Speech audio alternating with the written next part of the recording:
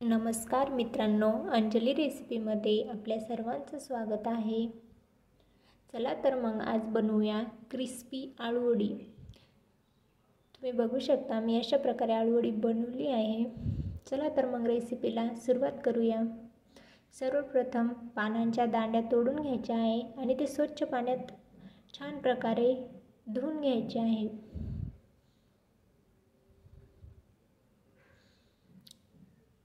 ही पाने खायला एकदम टेस्टी आणि शरीराला पण पौष्टिक राहतात।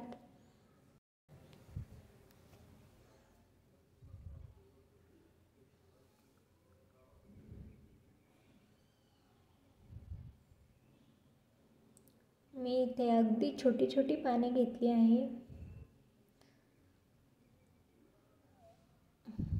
नंतर एका सुती कपड्याने ही पाने पुसून घ्यायची आहे, जेणेकरून त्यावर पाणी राहणार नाही। पाने छान प्रकारे वाळून घ्यायचे आहे। आता आपण पानांवर लावण्यासाठी बेसनचे बॅटर तयार करून घेऊया। त्यासाठी मी इथे 1 वाटी बेसन, 1 चमचा मिरची पावडर, अर्धा चमचा हळदी पावडर,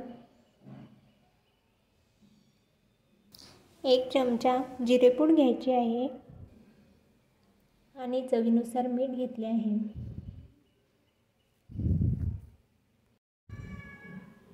आता थोडे थोडे पाणी टाकून हे बॅटर छान प्रकारे मिक्स करून घ्यायचे आहे।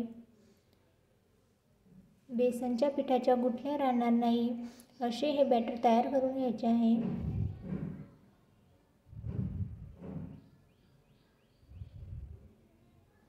तुम्ही बघू शकता आपले बॅटर तयार आहे। आता एक एक पाने घ्यायचे आहे। त्या पानांना तुम्ही बघू शकता मी लाटण्याच्या साहाय्याने लाटून घेतले आहे।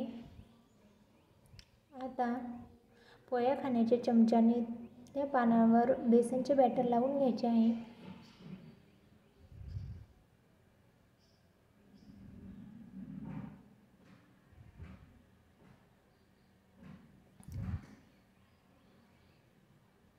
बेसनचे बॅटर पूर्ण पानावर लावून घ्यायचे आहे। तुम्ही बघू शकता आपण पाने कशी ठेवली आहे। मी इथे 3 पाने घेतले आहे। आता त्या पानांवर सुद्धा बेसनचे बॅटर लावून घ्यायचे आहे। तुमची पाने जर मोठी असेल तर तुम्ही 1 पान सुद्धा घेऊ शकता।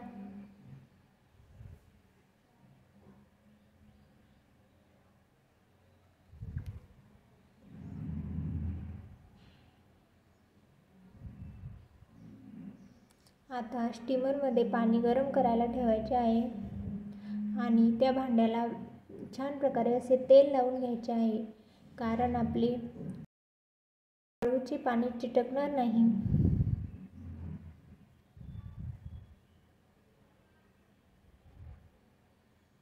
आता आळूच्या पानांची एकदम हलक्या हाताने रोल करून घ्यायचे आहे आणि ही पाने स्टीमरमध्ये स्टीम होण्यासाठी ठेवून घ्यायचे आहे।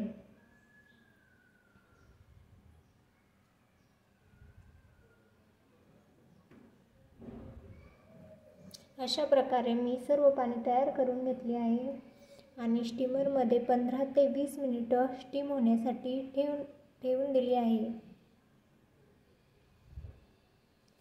आता चाकूच्या साहाय्याने किंवा एखाद्या चमच्याच्या साहाय्याने पाने बघून घ्यायची आहे की आपली पाने छान प्रकारे वाफळली गेली आहे का नाही। जर चाकूला बेसनचे बॅटर चिटकत असेल तर आपली पाने अजून वाफळली नाही आहे।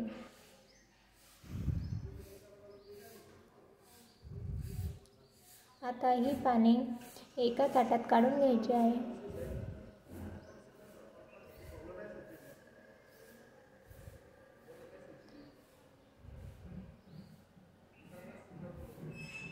आता मी या पानांची एकदम छोट्या छोट्या आकाराची वडी तयार करून घेणार आहे।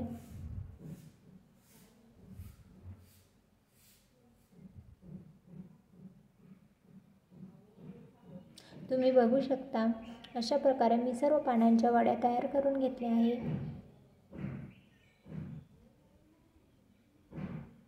आता तेल गरम झाल्यानंतर मध्यम आचेवर या वड्या तळून घ्यायच्या आहे. गॅसच्या मध्यम आचेवरच या वड्या तळून घ्यायच्या आहे, कारण फुल फ्लेमवर जर आपण या वड्या तळल्या तर त्या वड्या आतमध्ये कच्च्या राहू शकतात.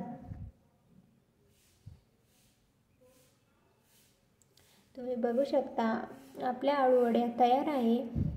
तुम्हाला जर माझी रेसिपी आवडली असेल तर लाईक, सबस्क्राईब आणि शेअर करा.